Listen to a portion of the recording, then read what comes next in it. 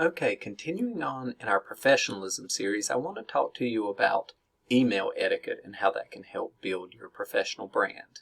Okay, email is the primary method of communication in business these days, so the things that you do go a lot further than you believe in establishing your brand. These things are generally, they live forever, okay, on some server in somebody's mailbox. Also, oftentimes your emails are forwarded around to others. So it is not only a direct communication, it can be secondary information floating out there around you, or it can be used by a third party as a direct communication about you. Also, it can be considered a direct reflection of your work product. All of the elements that go into what establishes a brand, right? So with that being said, let's talk about some of the tips for how you can use your email, all right, in a professional manner. To start with, make sure that you use proper grammar in your email. If you use a Chrome browser, you can download a Grammarly browser. It's a free functional app, but it can also be upgraded for better quality for specific areas and genres of professional practice. But that being said, making certain that your emails are error-free, that the grammar is appropriate in the email. Okay. Next, in the subject line, use a talking subject line that gives the reader information about what is in the message and any level of urgency to it. Okay, they'll be able to see your email address. Oftentimes, if your name is not associated with your email address, you can actually fix that in many of your email settings, so your name will show up as well as the email address. But if that's not possible, or in this scenario, it's necessary to put your name as well as the subject matter of the email, and if it has some level of urgency, again, use this temporal note there, whether it's urgent, cautiously. Okay, you don't want to overuse it, because once again, every email, every communication is not urgent. Okay, that type of thing. So once again, have a talking subject line that is appropriate to the nature of the email and can give any background information or set expectations before they reach the body of the email. Now, in the body of the email, use that just like a letter. You still do the courtesies up front, dear sir, ma'am, or hi, name, comma, next line, paragraph, starting out. You don't have to do the indentation the way you would do in a letter paragraph, right? Oftentimes that's disregarded in email anyway, but you will group sentences together in short paragraphs to make it more easily readable. Okay, so making certain that you don't go over 3 or 5 lines per paragraph and breaking it up appropriately so that the message flows well. You should always write it, proofread it, make corrections.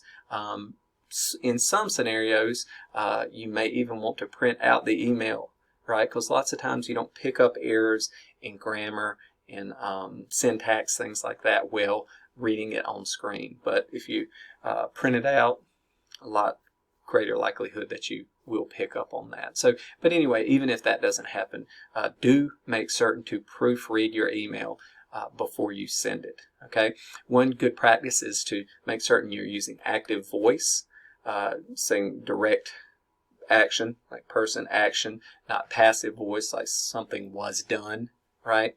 Throughout the email, you say, subject, verb, object, right, throughout the entire email, and use very simple sentences, simple short sentences. Complex sentences tend to be more difficult to read, particularly if the individual who is receiving the email, the recipient, is reading it on a mobile device. It tends to combine things together, make single sentences look long. So try that practice. It helps, once again, breaking not just longer sentences but paragraphs up appropriately. Okay.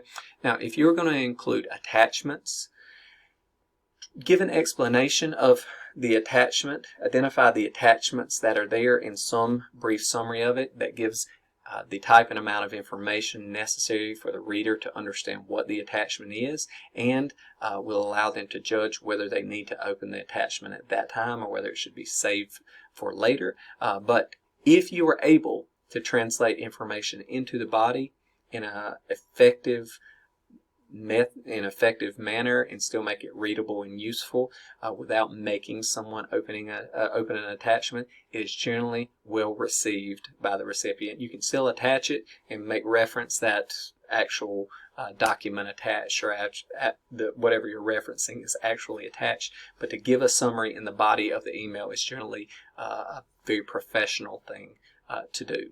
Okay, if you're going to put links in there, make sure you use the shortened URL so it's not very long and takes up multiple lines. That is very clunky and very difficult if people are reading it on a mobile device. Okay, there are tons of free email link or link shorteners out there that you can incorporate with your email service, or independently shorten the link and put it in your message. Okay. Use the reply all button when necessary. Don't just reply back to one person if it's a message for everybody, if it's a group conversation. If you do hit the reply all button, be careful in adding third parties that were not originally on the email. Generally, you should ask permission before doing that, because that's just like inviting someone into the conversation. If not ask permission, at least make everyone else aware that you are adding that person to the conversation, but make sure there's no content in the original email that would give any reason not to add that additional person, okay? So be careful there, all right? The CC and the BCC functions, once again, BCC is going to hide the identity of the individuals that you add. CC will not, so use that appropriately and accordingly. Some people may not want their email addresses spread out to other people, in which case use the BCC function. If necessary, let people know that certain individuals are BCC'd on this message type scenario. If that is not an issue, or you need to show everyone who is included in the email, and there's no need to protect that email address, in the CC line you can use everyone's address the same way. But once again, don't add people without letting other people know, and in some situations asking permission first. Okay, and then be very careful with the voice of your email. Once again, you don't have facial expressions, you don't have gestures, and oftentimes these short, choppy sentences, even longer sentences, don't read the way they do, the way you hear yourself saying them in your mind.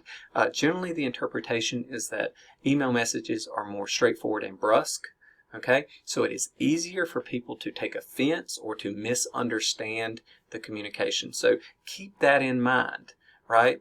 Avoid doing things like using all caps, bold, underlining things, and exclamation points if it's not absolutely necessary. Generally, that's thought of as yelling something, right? So simply saying something or putting it onto a sentence itself, you're going to use less of those exclamations, bold, that type of thing, because once again, it can be perceived very negatively. If something is highly important, you can, if you do underline it, you can even put in parentheses, underline just for emphasis purposes, that type of thing, so they don't understand. So they understand that you're not, like I say, using a voice that otherwise would be inappropriate.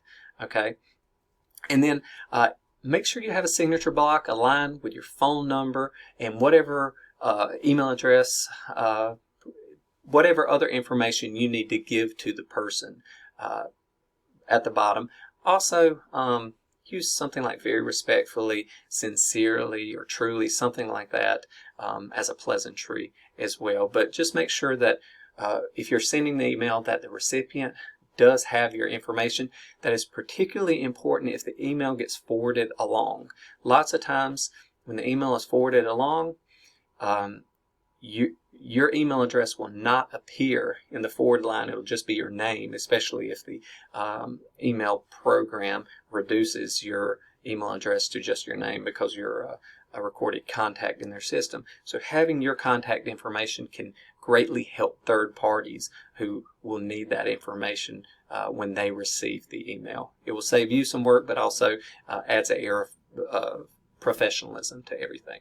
So those are the general things that you can do to be more professional and show email etiquette.